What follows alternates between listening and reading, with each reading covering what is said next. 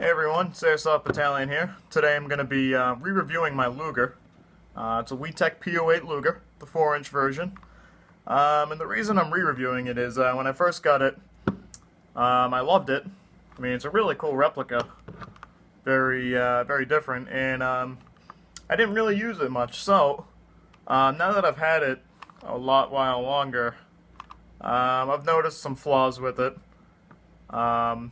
So it actually hasn't even really got much use, and in that little time, it's broken. So we'll just go over the basics of the gun first. It's full metal, plastic grips. There's really no trademarks on it. You got a 15 on top here, and some writing under your safety in German.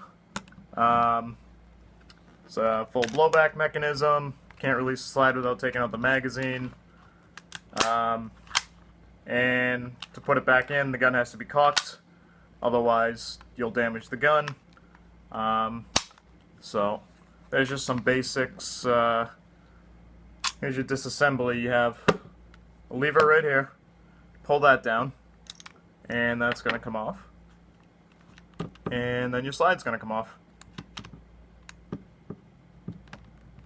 Alright, or not.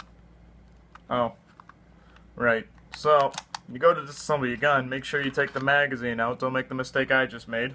15 round single stack, by the way, in case I forget to address it later. So now your whole slide comes off, allows you to adjust the hop up. Just all the basics you're going to see in every other review.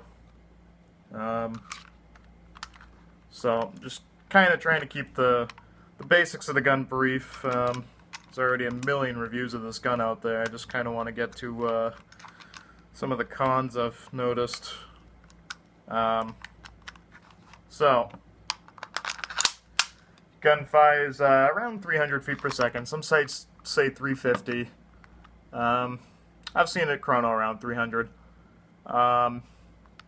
There's really not much for aftermarket upgrades. You can get a snail mag for it, which I think would look awesome on the 8-inch artillery version of this. But so now the problem I have with this gun is right off the bat, it wasn't very accurate. Even after adjusting your hop up, which is inside the slide, I should have showed it better. But it's just not very accurate, and I can't even get it to fire a whole mag and blow back. Sometimes it just keeps firing. Dry firing and blowing back and not locking, or sometimes it just runs out of gas altogether. It'll lock back and just piss the gas right out. So, and the other problem, so I'm firing, it'll flip on to full auto automatically, which it doesn't have on this gun anyway, it just starts firing full auto. So I've heard there's a pin somewhere in the trigger mechanism that causes it to do that. So that's a really common problem with these. But just to give it an overall, I like the gun. Just as a prop, I mean, it's a really interesting gun. But KWC just released a replica of this that's CO2. And I mean, it looks pretty much the same. It's full metal construction and whatnot. It's just got CO2 mags. And supposedly that's better quality than this. So I might consider getting that one before you go out and buy this one. They're about the same price, both $100 around there. So I'd give that one a chance before you get this WE Tech one. But, it's pretty typical of the older WE Tech guns. A lot of people don't like them for the quality control and whatnot. So this isn't any different. It's got issues. But, it's a cheaper alternative to a Tanaka replica.